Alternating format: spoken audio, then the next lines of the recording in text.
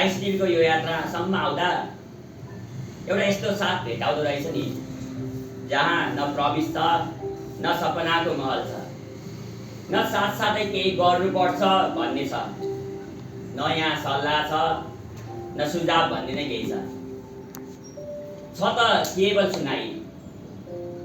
एक बोलिरहँदा अर्को सुनिरहने र एक सुनिरहँदा अर्को बोलिरहने। कहिले बानेश्वरको चोकमा त कहिले मनमैलीको फाटमा, कहिले रेस्टुरेन्ट त कहिले क्याफेमा, कहिले चियाको चुस्की लिँदै त कहिले कफीको स्वाद लिँदै बिताएका ती पलले टिम बनायो, साथी भेटायो, साथ बन्यो।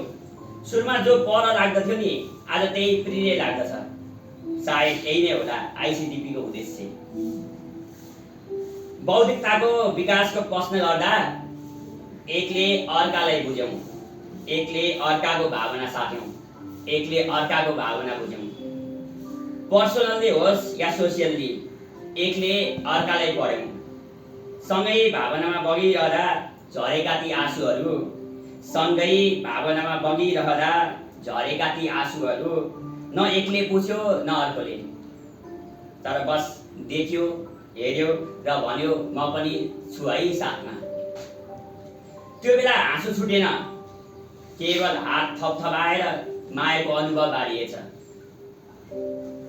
साथ रहिरहँदा एउटा विश्वास बढेछ। त्यो भावना झन् गाढा भएछ, त्यो भावना झन् गाढा भएछ।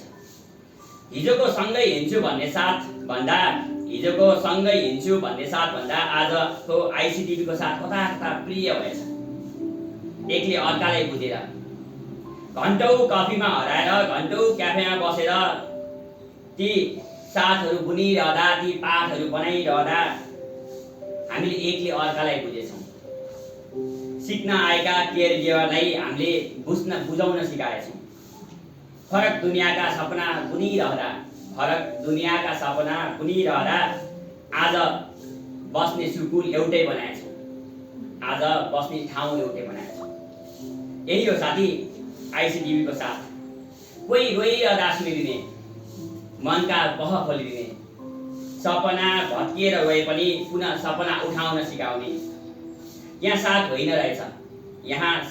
रहेछ, सेन्सिटाइजेसन चाहिँदो रहेछ। स्टिग्माटाइजेसनलाई हटाउँदा सेल्फ रेस्पेक्ट बढ्दो रहेछ। एम्प्याथी बुझ्छु भनेर भन्नुभन्दा सुनिदिनु ठुलो रहेछ।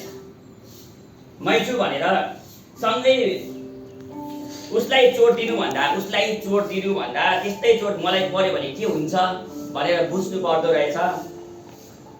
त्यस्तै चोट मलाई पर्यो भने के हुन्छ भनेर बुझ्नु पर्दो रहेछ। मलाई घोचेको काँडाले साथी तिमीलाई नि घोच्दा त्यही पीडा दिन्छ, मलाई घोचेको काँडाले साथी तिमीलाई नि घोच्दा त्यही पीडा दिन्छ भन्ने बुझ्नु पर्दो रहेछ। मै हुँ भनेर बोल्नुभन्दा सँगै बसेर सुन्नु ठुलो रहेछ।